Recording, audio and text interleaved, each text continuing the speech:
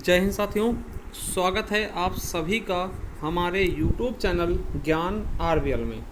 दोस्तों, आपको पता है कि आपके एग्ज़ाम भी लगे हुए हैं। यूपी ट्रिपल एससी के 2 एग्ज़ाम हैं, वन रक्षक और वीडियो का री एग्ज़ाम। ठीक है, उसके अलावा आपको बता दें यूपी पुलिस और Uttar Pradesh police radio operator.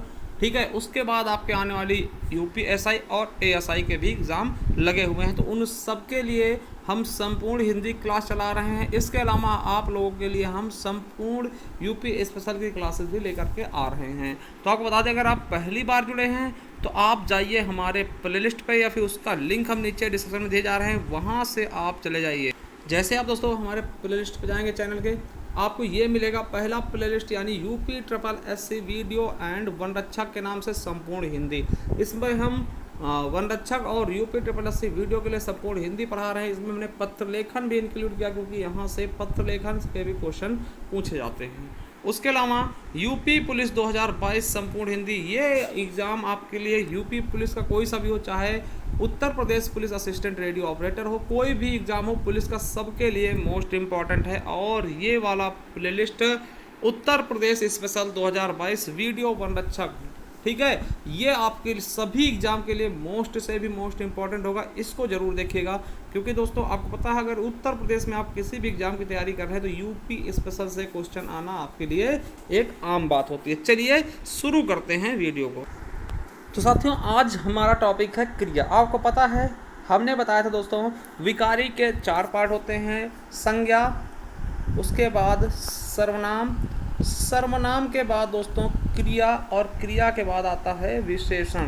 तो हमने संज्ञा देख लिया, सर्वनाम देख लिया, आज क्रिया को भी समझने वाले हैं बेहतरीन ढंग से। अगर आज तक आपको क्रिया समझ नहीं आई तो आज बिल्कुल आ जाएगी। ठीक है, तो चलिए देखते हैं क्रिया होती क्या है। समझिए, पहले सबसे पहले देखते हैं क्रिया क्या होती है।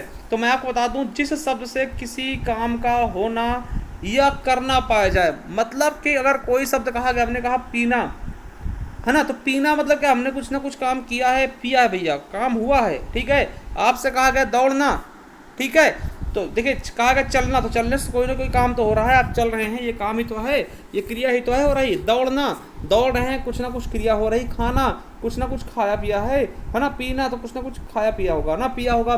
तो ये चीज़ें क्या होती है दोस्तों, आप समझ सकते हैं, जिस शब्द से किसी काम का करना या होना पाया जाता है दोस्तों, वही क्या होती है, क्रिया कहलाती है।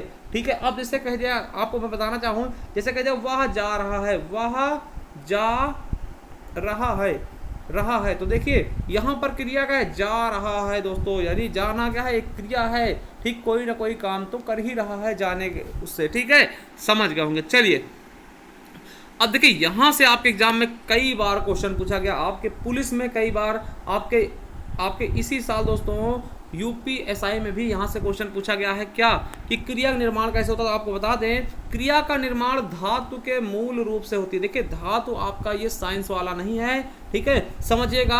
क्रिया का निर्माण धातु के मूल रूप से होती है, अर्थात धातु में अगर हम प्रत्यय का होता है जो बाद में लगता है, अगर प्रत्यय ना जोड़ दें तो क्रिया का निर्माण हो जाता है। जैसे समझिएगा, जैसे आपसे कहें हम कि क्या चल क्या है, क्रिया है, चल क्रिया है, तो भैया कहोगे आप चल क्रिया नहीं है, बिल्कुल भी नहीं है। हमने बोला कि क्रिया का निर्माण किससे होता है, धातु के मूल रूप में प्रत्यय ना जोड़कर। आप देखिए, चलना क्रिया है, चलना तो क्रिया है, मगर दोस्तों चलना बना कैसे, तो आप देखिए एक धातु, चल धातु है और उसमें ना प्रत्यय जोड़ा गया, तभी चलना बन गया। यानी आपसे पूछेगा कि क्रिया का निर्माण किससे होता है, तो धातु के मूल रूप से। और ये क्वेश्चन कई बार पूछा गया, अनेकों बार पूछा गया है आपके एग्जाम में। तो चल, देखिए चल क्या है, धातु है, ठीक है, मूल धातु है, और ना क्या है, प्रत्यय, चलना क्रिया बन गई। देखिए दौड़ना में दौड़ना क्रिया है, मगर दोस्तों आपको पता है इसमें दौड़ क्या है, धातु है, और ना क्या है दोस्तों, प्रत्यय है, इस वजह से दोस्तों दौड़ना क्रिया बन गई। ठीक है, खाना में देखिए, खाना क्या है, क्रिया है, मगर खा दोस्तों क्या है, ये आपका धातु है, और ना क्या है, प्रत्यय है दोस्तों, इसीलिए खाना एक क्रिया बन गई।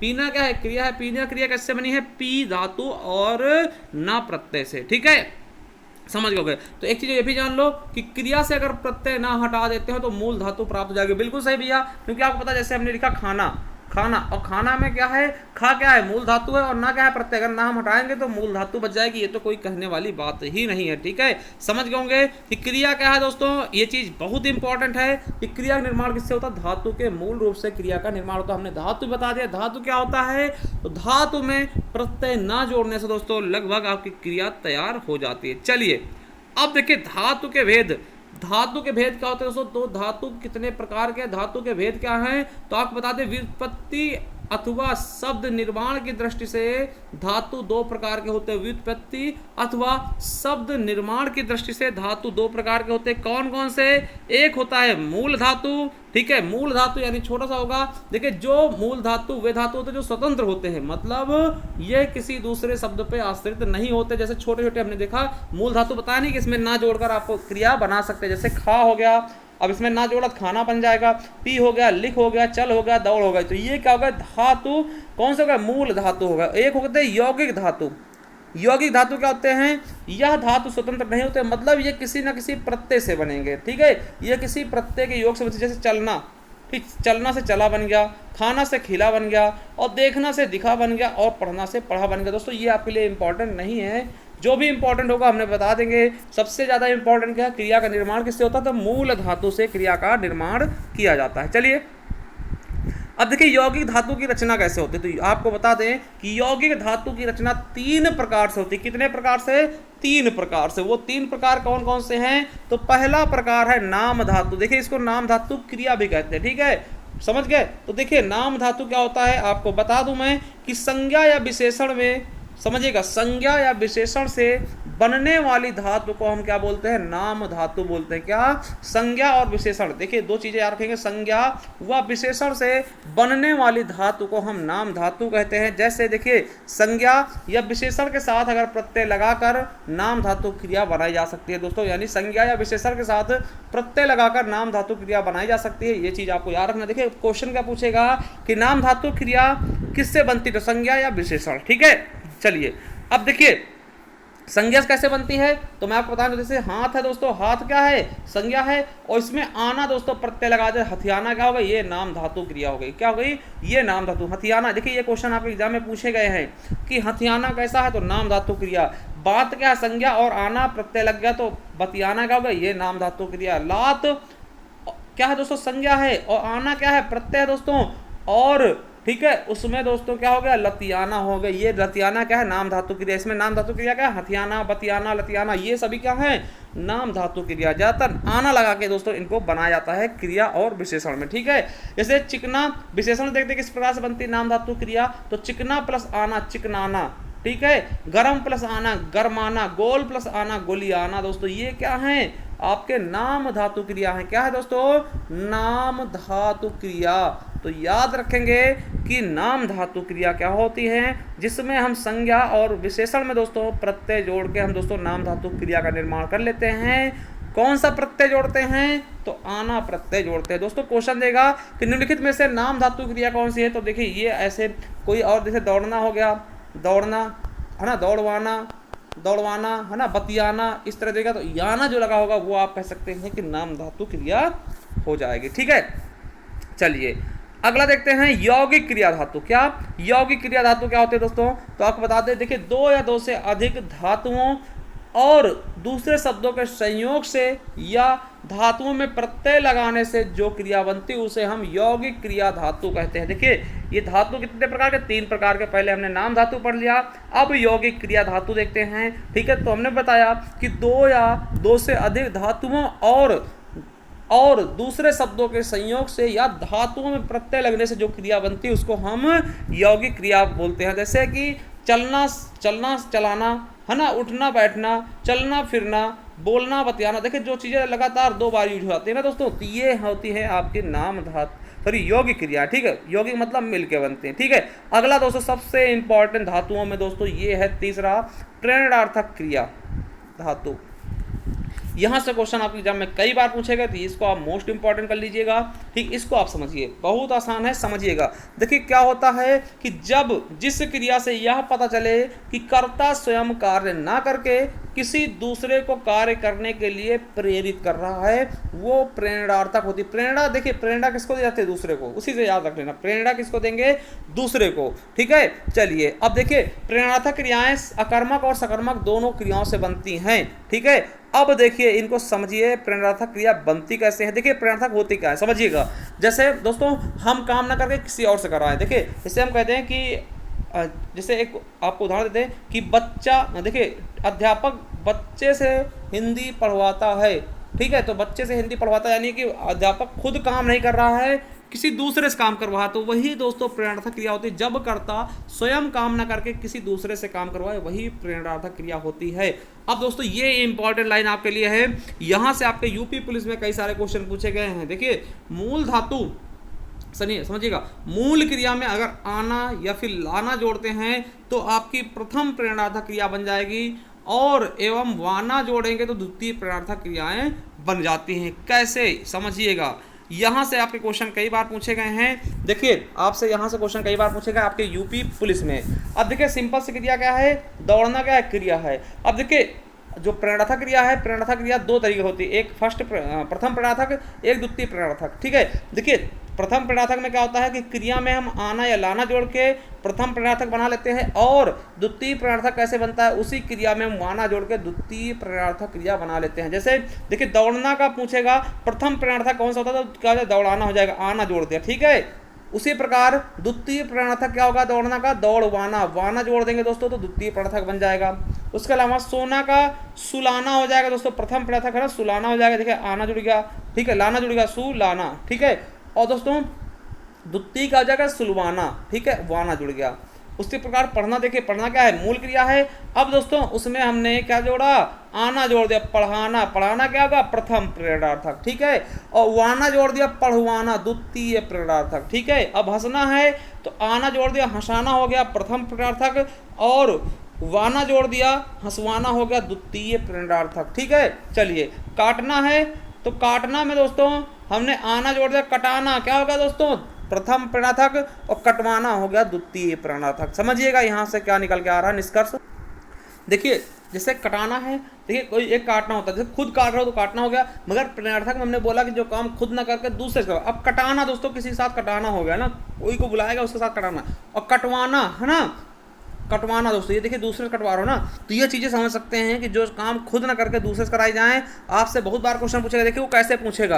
आपसे पूछेगा दोस्तों कि निम्नलिखित में से प्रथम प्रेरणार्थक क्रिया है, वो कहेगा, देखिए क्या कहेगा? पहला देगा भागना, ठीक है, जागना, दूसरा होगा जागना, तीसरा होगा दौड़ाना, दौड़ाना, और चौथा होगा दौड़वाना, दौड़वाना, दौड़वाना। ठीक है, तो आप देखेंगे, देखिए भागना होगा नहीं, भागना क्रिया, जागना भी नहीं होगा, हाँ दौड़ाना देखिए आना जुड़ा है। ठीक है, और दौड़वाना दोस्तों ये द्वितीय होगा, तो प्रथम प्रेरणार्थक पूछा तो ये वाला आपका सही हो जाएगा। देखिए एक चीज याद रखेंगे, कहीं भी लास्ट में क्रिया के साथ वाना आपको मिलेगा तो वो द्वितीय प्रेरणार्थक होगा। ठीक है, और देखिए प्रथम प्रेरणार्थक पहचानने लिखा होगा, लास्ट के जो दो अक्षर होंगे ना, दोनों में बड़े आ की मात्रा होगी, सुलाना, दौड़ाना, पढ़ाना, हंसाना, काटना, ठीक है, कटाना। तो ये चीज़ आप समझिएगा, इनके अंतिम प्रथम प्रेरणार्थक में अंतिम दो वर्ण में बड़े आ की मात्रा होगी, ठीक, और द्वितीय प्रेरणार्थक में लगातार वाना लगा होगा, अंतिम दो वर्ण क्या होंगे? वाना होंगे। ठीक है, चलिए अब देखिए कैसे होंगे, इसके क्वेश्चन कैसे पूछेंगे। जैसे मोहन मुझसे किताब लिखाता है। अब देखिए मोहन खुद नहीं लिख रहा, दूसरे लिखाता है, तो ना लिखाता है ना, तो ये चीज़ याद रखेंगे, जब कोई काम खुद ना करके दूसरे करवाता है। वैसे देखिए इसमें लास्ट में दो बड़े आ की मात्रा पाई गई हैं, तो मोहन मुझसे किताब लिखवाता, दोस्तों ये क्या हो जाएगा? आपका प्रेरणार्थक क्रिया। ठीक है, पूछेंगे इसमें कौन सी क्रिया है? पहला ऑप्शन देखिए प्रेरणार्थक क्रिया, दूसरा पूर्वकालिक क्रिया, तीसरा संयुक्त क्रिया, चौथा सामान्य क्रिया। तो क्या हो जाएगा? प्रेरणार्थक क्रिया। ठीक है, चलिए अब मुझे बच्चों को पढ़वाना है, मुझे बच्चों को पढ़वाना है, देखिए वाना लग गया, पढ़वाना। ठीक है, तो ये चीज़ क्या हो जाएगी? ये आपकी प्रेरणार्थक क्रिया हो जाएगी। अगर इसमें अंडरलाइन करके पूछ ले इसमें कौन सी क्रिया है, तो द्वितीय प्रेरणार्थक हो जाएगा। ठीक, तो इस तरीके से आपको क्वेश्चन पूछाते हैं। राम को दौड़ाना है, देखिए दौड़ाना है, ठीक है, क्या हो गया? प्रेरणार्थक क्रिया। राम लक्ष्मण से पत्र लिखवाता है, देखिए खुद नहीं लिख रहा है राम, ठीक है, राम जी खुद नहीं लिख रहे हैं, लक्ष्मण से पत्र लिखवा रहे हैं, ये नायब तहसीलदार में क्वेश्चन पूछा गया है। अगला है माँ ने पिताजी से सामान मंगवाया। माँ ने, देखिए माँ खुद नहीं ला रही, बहुत चालाक है, पिताजी को परेशान कर दिया, भैया जाओ आप लेके आओ पिताजी से, है ना। तो माँ पिताजी से सामान मंगवाते, देखिए तो यहाँ पे खुद माँ ना काम करके दूसरे से करवा रहे हैं, पिताजी से करवा रहे हैं, इसलिए ये हो जाएगा आपका प्रेरणार्थक क्रिया दोस्तों, और ये दरोगा में पूछा गया क्वेश्चन। चलिए अब देखते हैं क्रिया के भेद। तो आपको बता दें कर्म के आधार पे क्रिया के दो भेद होते हैं। कितने होते हैं? दो। आपको भी पता होगा, अकर्मक क्रिया, सकर्मक क्रिया।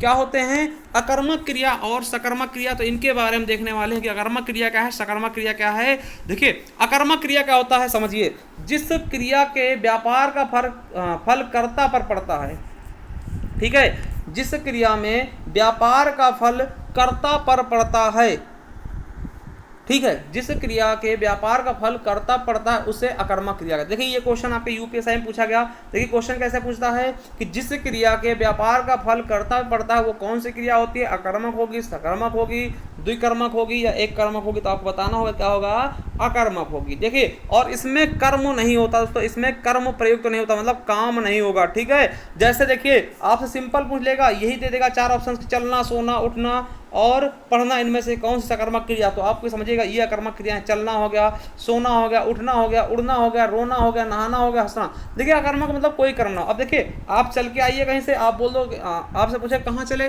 तो क्या बता पाओगे कहाँ चले, ठीक है। सोना, सोने में कोई काम होता है, कितना सोए, मतलब सोना कोई काम होता नहीं, पता, कोई काम नहीं हो रहा। उठना में कोई काम नहीं, उड़ना में कोई काम नहीं, रोने में कोई काम होता नहीं होता, नहाने में कोई काम है बिल्कुल नहीं, हंसना कोई काम नहीं है। अब देखिए कैसे पहचानेंगे आप, तो आपको बता दें पहचान होता है कि क्या का प्रश्न करने पर उसका उत्तर नहीं मिलता, है ना। क्या चलना पता नहीं है, ठीक है। तो दोस्तों अगर क्या का प्रश्न करते हैं उसका उत्तर नहीं मिलता, यानी वो अकर्मक क्रिया है। जैसे देखिए ये क्वेश्चन आपके एग्जाम में पूछेगा, जैसे राम खाता है, क्या खाता है पता नहीं, खाने का नाम नहीं पता, राम खाता है, तो क्या का ऑप्शन आप क्या पूछिए, अगर इसका आंसर मिलता है दोस्तों तो वो सकर्मक क्रिया होगी, नहीं तो अकर्मक हो जाएगी, ठीक है। अब देखिए राम खाता है तो क्या खाता है, ये आपके यूपीएससी में पूछा गया कि निम्नलिखित राम खाता है ये कौन सी क्रिया है, तो दोस्तों अकर्मक क्रिया होगी। श्याम तेज दौड़ता है, क्या दौड़ता है, क्या दौड़ता है, तो नहीं पता दोस्तों, ये भी अकर्मक हो जाएगी, श्याम तेज दौड़ता है। अब देखिए यहाँ पर दोस्तों आप समझते हैं पक्षी आकाश में उड़ते, क्या उड़ते हैं, तो दोस्तों आप समझ में आएंगे। अब देखिए इसको देखिए, ये दोनों आपके लिए मोस्ट इंपॉर्टेंट होते हैं, क्या दोस्तों, ये दोनों आपके मोस्ट इंपॉर्टेंट होते हैं। यहाँ पे पूछता है ये निम्नलिखित में से कौन सी क्रिया है, तो बच्चे कहेंगे कौन उड़ता है, पक्षी उड़ते, कहाँ उड़ते हैं, आकाश में। दो क्वेश्चन करेंगे और कहेंगे ये सकर्मक क्रिया होगी, सकर्मक नहीं भैया, समझिए। अब देखिए पक्षी क्या है, करता है, और आकाश में क्या है, आकाश में क्या है दोस्तों, ये आपका अधिकरण कारक है ना, अधिकरण कारक, उड़ते क्रिया होगी, तो यहाँ पे करता कर्म है ही नहीं है, कर्म है नहीं है, बिल्कुल नहीं है। उसी प्रकार से पेड़ से पत्ते गिरते हैं दोस्तों, ठीक है, तो पेड़ से पत्ते गिरते, देखिए पेड़ क्या है, अपादान कारक, है ना, अपादान कारक पेड़ हो गया, है ना। और पत्ता क्या होगा दोस्तों, आप समझ सकते हैं, कर्ता हो गया। और गिरना दोस्तों क्रिया हो गई, तो यहाँ पे करता है, सॉरी कर्म हो ही नहीं रहा, जैसे राम खाता है। अब देखिए जिसमें कर्म ना हो वही क्या है, अकर्मक क्रिया है। देखिए राम क्या है, करता है, और खाता है, क्या होगा, ये क्रिया है, तो यहाँ कर्ता कर्म है ही नहीं, तो कर्म होगा कहाँ से ना, तो इसीलिए अकर्मक क्रिया होगी। देखिए राम खाता है, मोहन सोता है, कैसी क्रिया, अकर्मक क्रिया, यूपीएससी 2021 से पूछा गया। राम खेलता है, कैसा क्रिया, अकर्मक क्रिया। सीता गाती है दोस्तों, अकर्मक क्रिया। देखिए इनको सकर्मक कैसे बना सकते हैं, राम क्रिकेट खेलता है ना, मोहन, है ना, राम क्रिकेट खेलता है दोस्तों, ऐसे हो सकता था ना। चलिए सीता गाना गाती है, तो ये सकर्मक होता है, ठीक है। मगर दोस्तों ये क्वेश्चन आपको पता है, बहुत सारे क्वेश्चन आपके यूपीएससी में पूछे गए हैं इन्हीं से, ठीक है। चलिए दूसरा है सकर्मक क्रिया। देखिए सकर्मक क्रिया क्या होता है, जिस क्रिया का प्रभाव कर्म पर पड़ता है। देखिए अकर्मक क्या था, जिस क्रिया का प्रभाव कर्ता पड़ता था वो अकर्मक था। अब जिस क्रिया का प्रभाव कर्म पर पड़ता है वहां कौन सी क्रिया होती, सकर्मक क्रिया। ये क्वेश्चन आपके यूपीएससी में पूछा गया था। क्या पूछा गया था कि जिस क्रिया का प्रभाव कर्म पर पड़ता है कौन सी क्रिया होती है, सकर्मक क्रिया। आपको बता दें कि क्रिया के साथ कर्म प्रयुक्त होगा, मतलब कर्म हो रहा होगा कुछ ना कुछ, ठीक है। अब देखिए पहचान कैसे करेंगे कि क्या का प्रश्न करने पर आपको सही उत्तर मिल जाएगा, यानी कि ठीक है, तो वहां पे सकर्मक क्रिया होगा। जैसे लिखना, पढ़ना, खाना, पीना, देखना। जैसे आप पूछेंगे उसने लिखा, तो पूछो क्या लिखा, तो कुछ ना कुछ बताएगा, हाँ भैया हिस्ट्री लिखा, ज्योग्राफी लिखा। पढ़ना, क्या पढ़ा, है ना, वो बताएगा, तो भैया हमने हिंदी पढ़ी या मैथ पढ़ी, कुछ ना कुछ बताएगा। खाना, क्या खाया, कुछ ना कुछ बताएगा ना, हमने खाया। पीना, क्या पिया, पानी पिया, दूध पिया, कुछ ना कुछ तो बताएगा। देखना, क्या देखा। तो जहां पर दोस्तों क्या का आंसर मिले वो सकर्मक होगा। जैसे देखिए ये आपके यूपीएससी में पूछा गया कि राम सेब खाता है। अब देखिए राम सेब खाता, क्या खाता है, सेब, समझ में आया, तो हो गया आपका सकर्मक। अब देखिए यहाँ ऐसे देखना चाहे तो राम क्या करता है, सेब क्या है, सेब सॉरी खाता है क्या हो गई, ये क्रिया हो गई, ये क्रिया हो गई। अब देखिए सेब क्या है, ये आपका कर्म हो गया, तो यहाँ पे कर्म मिल गया ना। चलिए राम क्रिकेट खेलता है दोस्तों, ये देखिए यूपीएसआई में पूछा गया, तो राम करता है और खेलता है दोस्तों क्रिया है, और क्रिकेट क्या है, कर्म है, तो यहाँ भी कर्म मौजूद है, इसलिए सकर्मक क्रिया।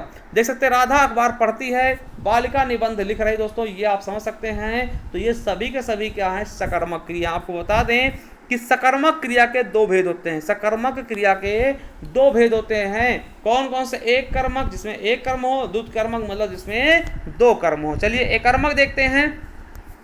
पहला एकर्मक क्रिया के बारे में देखें तो दोस्तों एकर्मक क्रिया क्या होती है, वह वाक्य जिसमें एक ही कर्म होता है, वह वाक्य जिसमें एक ही कर्म होगा उसे हम एकर्मक क्रिया कहेंगे। जैसे अध्यापक ने राधा को पढ़ाया, ठीक है।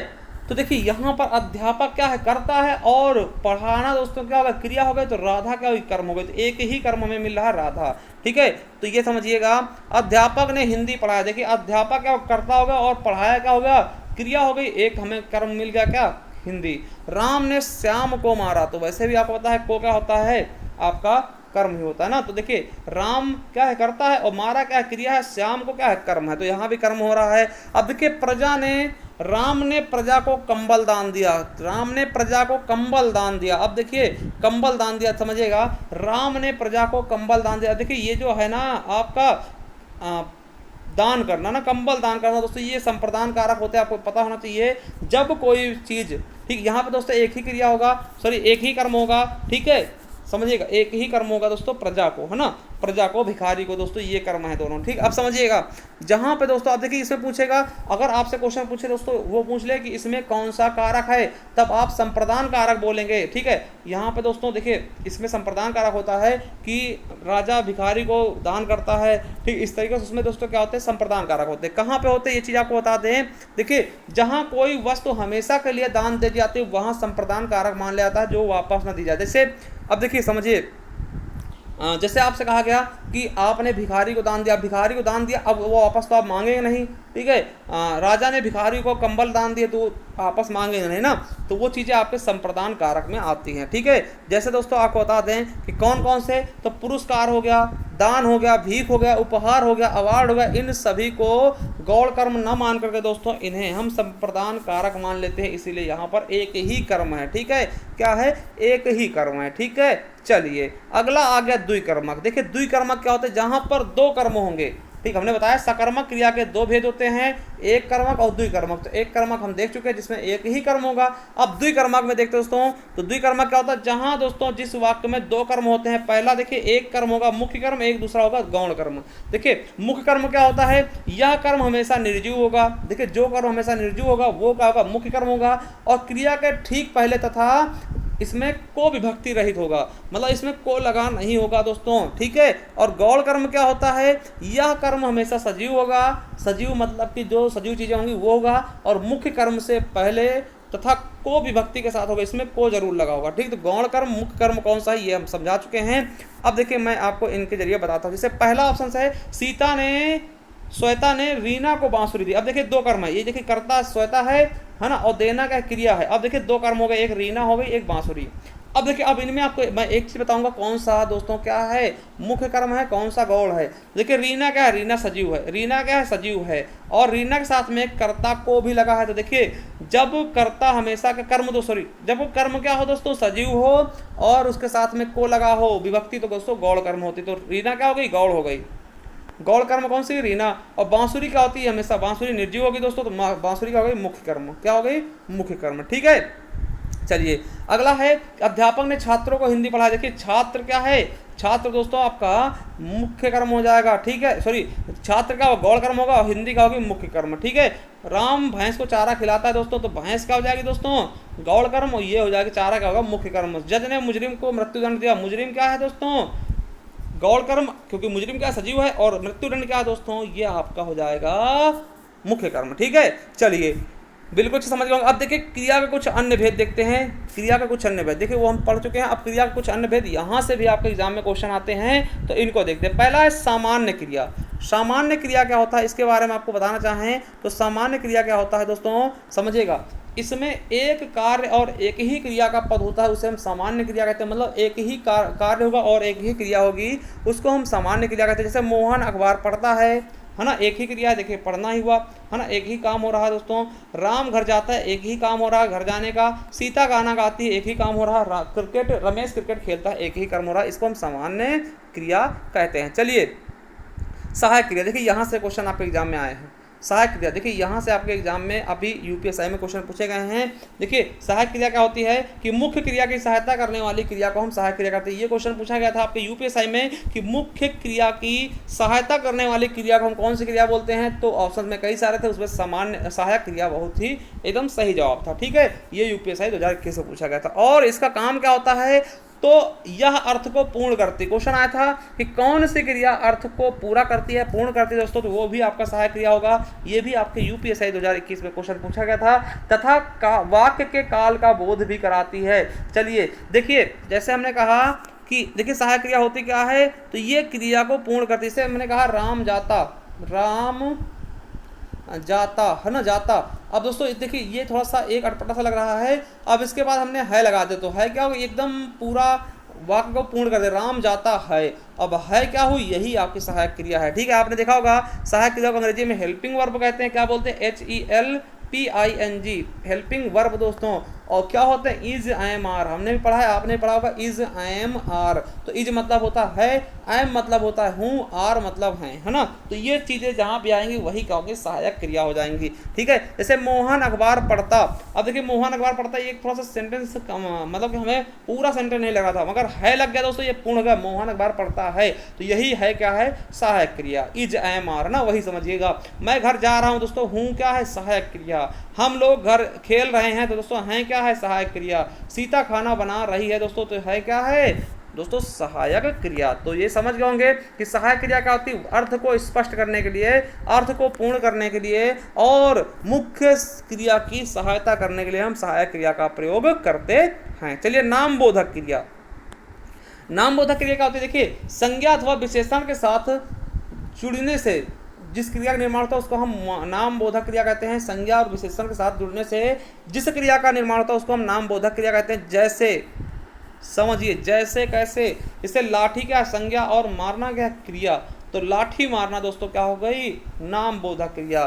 खून क्या है, संज्ञा है, और खौलना क्या है, क्रिया, तो खून खौलना दोस्तों ये क्या हो गई, नाम बोधक क्रिया। उसी प्रकार विशेषण से कैसे बना, जैसे निराश होना, तो निराश क्या है दोस्तों, विशेषण है, होना क्या है, क्रिया, तो निराश होना दोस्तों क्या हो जाएगा आपका नाम बोधक क्रिया। उसी प्रकार दुखी क्या है, विशेषण है, और होना क्या है, क्रिया, तो दुखी होना क्या हो गया आपका नाम बोधक क्रिया। समझ गए होंगे, देखिए एकदम आसान है। वैसे यहाँ से ज़्यादा क्वेश्चन कभी पूछे नहीं गई। और सबसे इंपॉर्टेंट दोस्तों पूर्वकालिक क्रिया, ये लेटेस्ट पैटर्न दोस्तों, यहाँ से क्वेश्चन आपके एग्जाम में जरूर आएंगे। ठीक है, चलिए अब देखिए यहाँ पे क्या होता है, देखिए पूर्वकालिक, पूर्व मतलब पहले वाली, समझिएगा। यदि वाक्य में दो क्रियापद प्रयुक्त हो, जब यदि वाक्य में दो क्रियापद प्रयुक्त हो, मतलब कि जहाँ पर दो क्रियाएं हो रही हों, उनमें से एक क्रियापद पहले आरंभ होती है और पहले ही पूरी हो जाती है, तो उस क्रिया को हम पूर्वकालिक क्रिया कहते हैं। क्या कहते हैं, पूर्वकालिक क्रिया। मतलब एक चीज समझिएगा कि वह क्रिया जो दोस्तों जहाँ पे वह वाक्य जहाँ दो क्रियाएं होती हैं और एक क्रिया पहले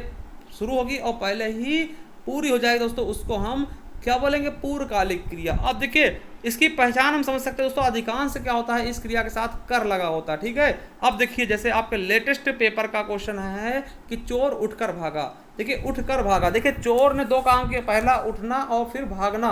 ठीक है, अब देखिए आपको बता दें कि देखिए चोर ने पहले उठने वाला काम पूरा कर लिया, उसके बाद भागने वाला काम कर रहा था। वही हमने बताया, जहाँ पे दो क्रियाएं हों, यानी दो क्रिया कौन कौन सी, उठना और भागना, और एक क्रिया पहले शुरू हुई हो यानी उठने वाली पहले शुरू हुई और वो पहले ही पूरी हो गई हो, उसे हम क्या बोलते हैं, पूर्वकालिक क्रिया। ठीक है, और हमने बताया कि ज्यादातर इसमें दोस्तों कर लगा होता है, तो चोर उठकर भागा क्या हो गया दोस्तों, पूर्वकालिक क्रिया। ठीक है, पूर्वकालिक क्रिया कौन से, उठकर, है ना, तो याद रखेंगे। 2021 में पूछा गया क्वेश्चन। अगला देखिए, सीमा देखकर निबंध लिखती। देखिए दो काम कर रही है, देखना और लिखना। पहले वाला काम क्या करती है दोस्तों, देख कर, फिर क्या करती है, लिखने का। दोस्तों यहाँ पे भी कर लगा मिल गया, तो सीमा देख कर निबंध लिखती है। दोस्तों यूपी पुलिस में पूछा गया क्वेश्चन 2018 का। श्याम नहाकर भोजन करता है, देखिए कर लगा मिल गया। मोहन देख कर लिखता है, तो कर लगा मिल गया। देखिए मैं पहले दिल्ली गया, फिर उसके बाद शिमला गया। देखिए पहले दिल्ली जाने वाला काम कर लिया, उसके बाद शिमला जाने वाला काम ठीक कर रहा हूँ। यानी जब एक काम पूरा हो जाता दूसरा काम कोई करने लगता, तो वहाँ भी आपका दोस्तों आपकी पूर्वकालिक क्रिया होगी। जरूरी नहीं कि वहाँ कर लगा हो दोस्तों, मगर अधिकांश आपको कर लगा मिल ही जाएगा। ठीक है, समझ गए होंगे। जैसे आपसे कहा था चोर उठ भागा, कर मान लिया नहीं लगा होता, फिर भी तो ये पूर्वकालिक क्रिया होता कि पहले उठा फिर भागा ना। चोर उठ भागा दोस्तों, इसमें भी आपका पूर्वकालिक क्रिया ही होता। ठीक है, तो समझ गए होंगे पूर्वकालिक क्रिया का होती है जो कोई काम पहले हो गया हो, ठीक है, एक काम पहले हो करके दोस्तों दूसरा काम कोई करने लगे, वही पूर्वकालिक क्रिया होती है। चलिए कृदंत क्रिया क्या होती है। अब कृदंत क्रिया देखते क्या होती है। देखिए धातुओं में ना प्रत्यय के अलावा कोई प्रत्यय जोड़ दिया जाए और बनने वाला शब्द क्रिया बन जाए, तो ऐसी क्रियाओं को कृदंत प्रत्यय कहते हैं। देखिए अब समझिए, जैसे दौड़ में हमने बताया था ना कि क्रिया कैसे बनती है, धातु में प्रत्यय ना जोड़ने से, धातु में प्रत्यय ना जोड़ने से। अब देखिए धातु में प्रत्यय ना जोड़ के दोस्तों और भी चीजें जोड़ी जाए, जैसे दौड़ प्लस ना जोड़ा दौड़ना हो गया, तो ये ठीक। अब देखिए दौड़ प्लस था दौड़ता, देखिए ता जोड़ दिया ना जोड़ गया, दौड़ प्लस कर दौड़ कर, दौड़ प्लस आ दौड़ा, दौड़ प्लस एगा दौड़ेगा। तो ये सभी क्या है दोस्तों, कृदंत क्रिया है। ठीक है, कृदंत क्रिया, समझ गए। चलिए यहाँ से भी आपके एग्जाम में क्वेश्चन पूछे नहीं जाते। ठीक है, चलिए सजाती क्रिया क्या होती है, यहाँ से भी क्वेश्चन अभी तक दोस्तों देखने को नहीं मिले हैं, फिर भी आपको बता देते हैं। समान जाति की क्रियाओं को हम क्या बोलते हैं, सजाती क्रिया। देखिए इसमें क्रियाएं समान धातु से बनती हैं। क्या इसमें क्रियाएं समान धातु से बनती है। जैसे क्रिया समान, जिससे राम ने नई चाल चली, देखिए चाल और चली दोनों सेम हैं। राम ने गीत गाया, तो गीत और गाया, ठीक है, गाना गाया ऐसे होता, गाना गाया तो सेम जैसा ना। पर्वतारोही ने हिमालय की चढ़ाई चढ़ी, देखिए चढ़ाई चढ़ी दोनों सेम है। ठीक है, तो इनको सजाती क्रिया बोलते हैं, मतलब समान जाति वाले। ठीक है, चंद्रशेखर आजाद ने देश की आज़ादी के लिए लड़ाई लड़ी, तो लड़ाई लड़ी दोस्तों ये क्या है, ये आपका समान जाति वाले यानी सजाती क्रियाएं हैं। ठीक है, चलिए एक क्रियार्थक संज्ञा क्रिया होती है दोस्तों। क्रियार्थक संज्ञा क्या होता है समझिएगा, कि जब कोई क्रिया संज्ञा की भांति व्यवहार में आए तब उसे क्रियार्थक संज्ञा कहते हैं। देखिए जब कोई क्रिया संज्ञा की भांति प्रयोग में आए दोस्तों, उसको हम क्रियार्थक संज्ञा कहते हैं। जैसे कहा गया कि टहलना स्वास्थ्य के लिए लाभदायक है, समझिएगा, टहलना स्वास्थ्य के लिए लाभदायक। देखिए टहलना क्या क्रिया है, अधिक क्रिया है, तो क्रिया दोस्तों अंत में आती है, पहले थोड़ी ना आती। पहले क्या होता है, संज्ञा होता है। क्या होता है, संज्ञा होता है। मगर दोस्तों ये क्रिया पहले आकर के यानी संज्ञा की तरह प्रयोग में लाई जा रही है, इसीलिए इसको हम क्रियार्थक संज्ञा कह देते हैं। तो टहलना स्वास्थ्य के लिए लाभदायक है, क्रियार्थक संज्ञा होगी दोस्तों। ठीक है, पीना स्वास्थ्य के लिए लाभदायक हानिकारक, दोस्तों पीना कहाँ आना चाहिए, तो वैसे बाद में आना चाहिए क्योंकि क्रिया है। मगर दोस्तों ये संज्ञा के स्थान पे आ गई यानी पहले आ गई, इसीलिए इसको हम क्रियार्थक संज्ञा बोलेंगे। मरना देश के लिए कीर्तिदायक है दोस्तों, ये भी आपका क्या हो जाएगा, क्रियार्थक संज्ञा। चलिए अब ये सबसे इंपॉर्टेंट दोस्तों संयुक्त क्रिया। संयुक्त मतलब क्या था, जुड़ना। देखिए अभी हमने बताया संयुक्त के बारे में, हमने बताया है दोस्तों संयुक्त वर्ण भी संयुक्त दोस्तों स्वर भी देखा हमने।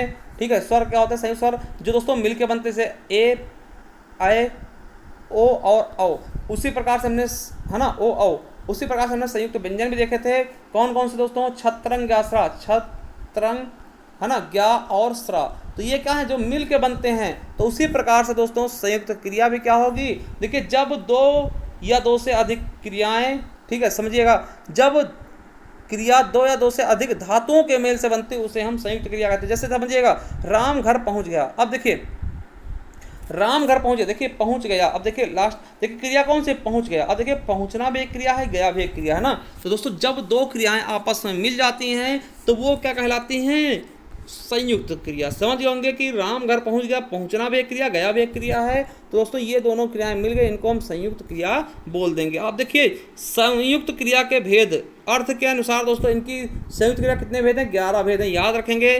पहला दोस्तों आरंभ होता है, जिसमें कोई चीज़ आरंभ हो। देखिए इस संयुक्त क्रिया में क्रिया के आरंभ होने का बोध होता है, जैसे वह पढ़ने लगा। अब देखिए पढ़ना भी एक क्रिया, लगना भी एक क्रिया, तो पढ़ने लगा दोस्तों ये क्या है, संयुक्त क्रिया, आरंभ बोधक संयुक्त क्रिया। ठीक है, पानी बरसने लगा, तो बरसना भी एक क्रिया, लगा भी एक क्रिया। खेलने, राम खेलने लगा, तो खेलना भी एक क्रिया है, लगा भी एक क्रिया। ठीक, तो इस प्रकार से आप समझते रहते हैं।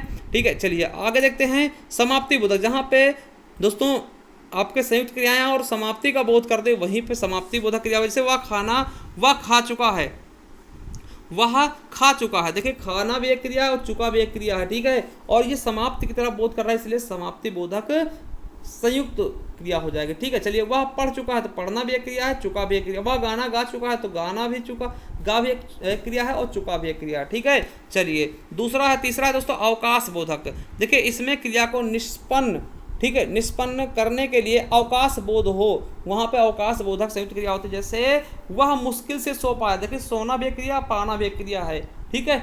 जाना भी एक क्रिया है, पाना भी एक, पाया भी एक क्रिया है ना। मुश्किल से रह पाया तो रहना भी एक क्रिया, पाया भी एक क्रिया है ना। तो जहाँ पे दो मूल धातु या फिर दो क्रियाएं मिलकर काम करती है उसको हम संयुक्त क्रिया कहते हैं। जैसे अनुमति बोधक में देखिए जिससे कार्य करने की अनुमति दिए जाने का बोध, जैसे मुझे जाने दो, तो मुझे जाना भी एक क्रिया है और देना भी एक क्रिया है।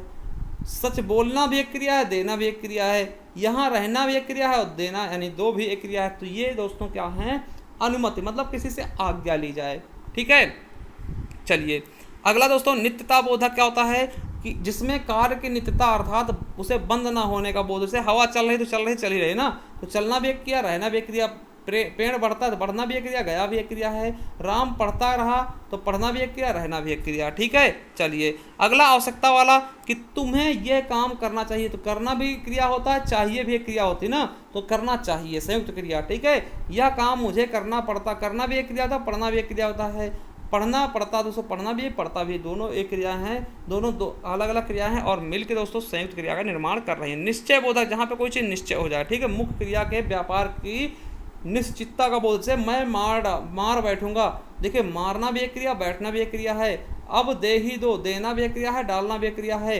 वह गिर पड़ा, गिरना भी एक क्रिया है, पढ़ना भी एक क्रिया है, ठीक है। चलिए अगला इच्छा बोधक क्रिया, जहाँ पे इच्छा प्रकट हो। वह घर आना चाहता है तो आना भी चाहता भी क्रिया है ना। वह रोटी खाना चाहता है तो खाना चाहता हूँ, मैं रोटी खाना चाहता हूँ दोस्तों, खाना भी एक क्रिया है, चाहना भी एक क्रिया है। मैं गांव आना चाहता हूँ तो आना भी एक क्रिया है और चाहना भी एक क्रिया है, ठीक है। अगला है अभ्यास बोधक, जिसमें दोस्तों जिस क्रिया के करने के अभ्यास का बोध होता है, जिस क्रिया के करने के अभ्यास का बोध होता है उसे हम क्या बोलते हैं, अभ्यास बोधक। जैसे यह हमेशा पढ़ा करता है तो पढ़ना भी एक क्रिया है, करना भी एक क्रिया है। मैं लिखा करता हूँ तो लिखना भी एक क्रिया है, करना भी एक क्रिया है। तुम खेला करते हो तो खेलना भी एक क्रिया है, करना भी एक क्रिया है, ठीक है।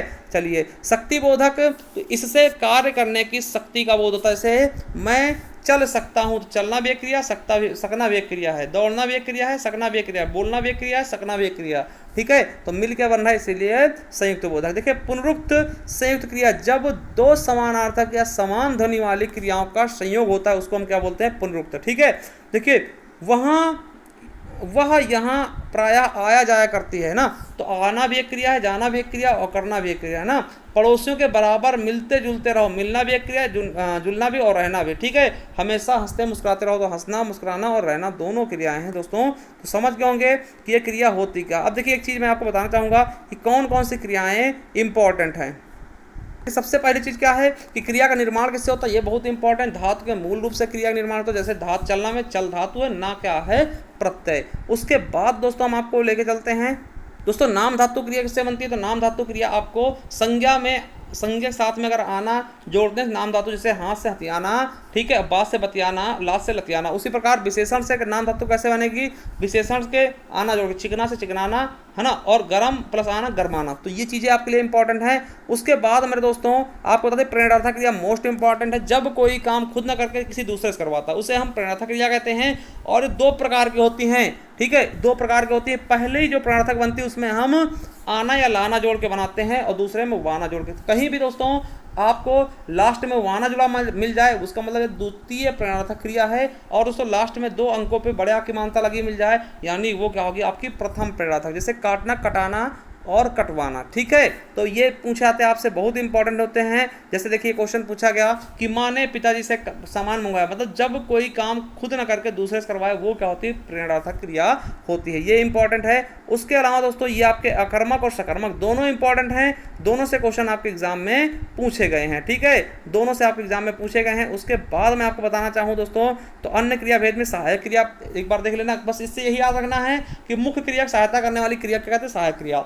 और यह अर्थ को क्या करती, कौन सी क्रिया अर्थ को पूर्ण करती, सहायक क्रिया, ठीक। बस इतने से क्वेश्चन, बस इससे और कुछ नहीं आपको पढ़ना है, ठीक है। उसके अलावा नाम बोधक आपके लिए इंपॉर्टेंट नहीं है दोस्तों। ये आपका पूर्वकालिक क्रिया, जब एक क्रिया करके कोई दूसरा काम करने लगता है दोस्तों, उसको हम क्या बोलते हैं, पूर्वकालिक क्रिया, जिसमें अधिकतर दोस्तों कर लगा हो मिल जाएगा। जैसे चोर उठकर भागा, तो पहले उठा मतलब पहले उठने वाला काम कर लिया, फिर भागने वाला काम करा, यानी पहले वाली क्रिया उठना क्या होगी, आपकी पूर्वकालिक क्रिया। पूर्व मतलब पहले वाले, ठीक है। उसके बाद दोस्तों आपको सबसे इंपॉर्टेंट दोस्तों तो ये क्रियार्थक संज्ञा भी याद कर लेना, थोड़ा सा यहाँ कभी कभार आ जाता है यहाँ से क्वेश्चन, ठीक है। संयुक्त क्रिया दोस्तों मोस्ट इंपॉर्टेंट है। संयुक्त क्रिया का होता है, अब दोबारा समझ लीजिए, जैसे हमने कहा कि वह घर पहुंच गया, वह घर पहुंच गया, राम घर पहुंच गया, तो पहुंचना भी एक क्रिया है, गया भी एक क्रिया ना, पहुंचना एक क्रिया है, ठीक है। अब देखिए कोई भी चीज़ है जब दो क्रियाएं आपस में हो जाए, खाना खा लिया, अब देखिए खाना खा लिया, खाना खा लिया, तो देखिए खाना है ना, खा लेना भी एक क्रिया है, खाना भी एक क्रिया और लेना भी एक क्रिया, खा लिया है ना, तो लिया मतलब क्या, लिया भी एक क्रिया ना, तो ये चीज़ आप याद रखेंगे, है ना। पढ़ लिया, अब देखिए पढ़ लिया, राम ने पढ़ लिया, राम ने किताब पढ़ लिया, तो देखिए पढ़ना क्या है, रीड, है ना, रीड क्रिया ना, और लिया मतलब क्या है ना, तो पढ़ना भी एक क्रिया है और लिया भी एक क्रिया है, यानी दो क्रियाएं साथ में यूज कर लें तो वो होती है आपकी संयुक्त क्रिया। तो ये चीज़ें आपको बिल्कुल अच्छी समझ में आएंगी दोस्तों। आई होप कि आपको कोई प्रॉब्लम नहीं हुई होगी। अब दोबारा आपसे कहेंगे दोस्तों, जाइए प्ले लिस्ट पर दोस्तों, वहाँ जाकर के आप पूरी हिंदी पढ़ लीजिए। और अगर आप दोस्तों हमारी ई बुक परचेस करना है तो दोस्तों ये हमारी ई बुक है, आपको दोस्तों 50 रुपये में ये आपको मिल जाएगी PDF के रूप में। इसमें आपको संपूर्ण वर्णमाला होगा, विकारी शब्द, अविकारी शब्द, वाक्य, लिंग, वचन, कारक, काल, समास, रसन, अलंकार, संधि, एकार्थी, अनेकार्थी, विलोम शब्द, पर्यायवाची, मुहावरे, सब कुछ दोस्तों इसी में आपको मिल जाएगा। तो चलिए दोस्तों, अगर आप इसे परचेस करना है तो दोस्तों 50 रुपये इस नंबर पे आप गूगल पे, फ़ोन पे, पेटीएम करके, या फिर दोस्तों नीचे हम लिंक भी दे देंगे, आप डायरेक्ट वहाँ जा करके परचेस कर सकते हैं। थैंक यू, धन्यवाद। बताइए कैसी लगी वीडियो, मिलते हैं किसी अन्य वीडियो में।